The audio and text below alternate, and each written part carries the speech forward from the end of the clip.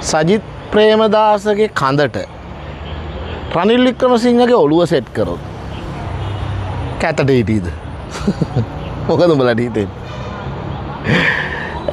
ඒකෙන් අදහස් වෙන්නේ ඇත්තටම රනිල් වික්‍රමසිංහට කඳක් නෑ කියන එකද? එහෙම නැත්නම් සජිත් ප්‍රේමදාසට ඔළුවක් නෑ කියන එකද?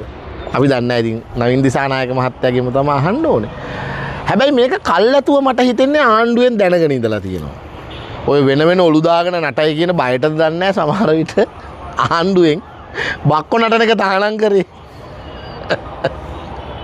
නැත්තම් ඉතින් වෙන කඳකට වෙන ඔලුවක් දාගෙන නටන එකනේ බක්කො නටනවා කියන්නේ. දැන් මේ බක්කො නටන්න ලෑස්ති වෙන්නේ බොලා. මේකයි සීන් එක. මේකේ තියෙන සීරියස් කාරණාව තමයි ඔය වෙනම තියෙන හිසවලුයි වෙනම තියෙන කඳවලුයි වෙන් කරන්න මේ රටේ කවුරුත් මැදිහත් උනේත් නැහැ. එකතු කරන්න කවුරුත් මැදිහත් වෙන්නෙත් නැහැ. ඕගොල්ලොම තමයි වෙන් උනේ. ඕගොල්ලොන්ටම තමයි එකතු වෙන්න තියෙන්නේ. රැස්වීම් තියලා අපිට ඕක කියලා වැඩක් නැහැ. අපිට කරන්න පුළුවන් දෙයක් නැහැ ඕක සම්බන්ධයෙන්. මේ රටේ මිනිස්සුන්ට කියනවා මේ හිසයි කඳයි එකතු වෙන්න ඕනේ කියලා. මිනිස්සු මොනවා කරන්නද?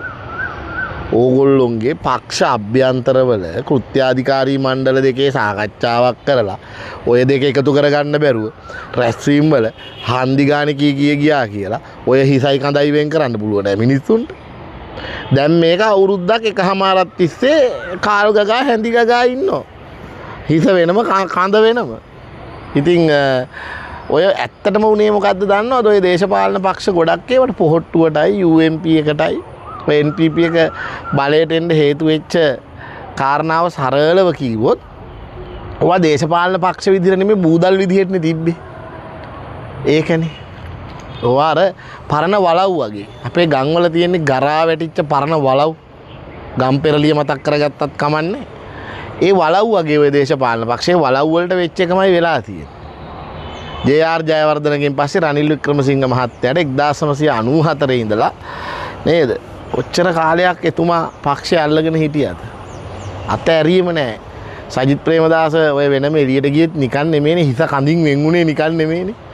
හරි කවුරුත් කඩු පාරක් ගහලා නෙමෙයිනේ.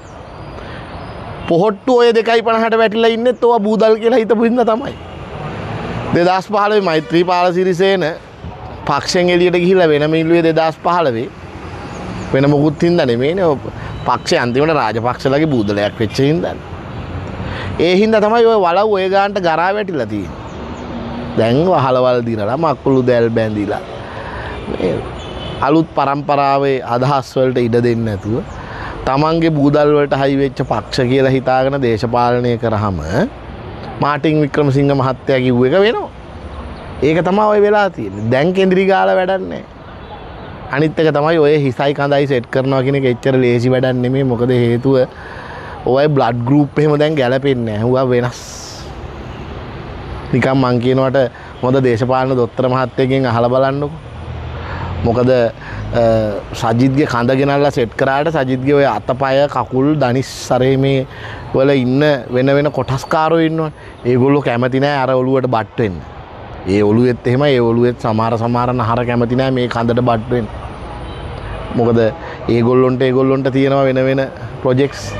ඒ හින්දා ඔය දෙක යා කරන එක ලේසි නෑ. යා කරනවා නම් අපිට ඉන්න දෙයක් නෑ බන්. දැන් මේ අවුරුද්දක් එකමාරක් විතර දොල් හැඳි ගන්නවා වගේ හැඳි ගන්නවනේ. ඕක ඔය කසාදේ කරලා ඉවර කරපල්ලකෝ.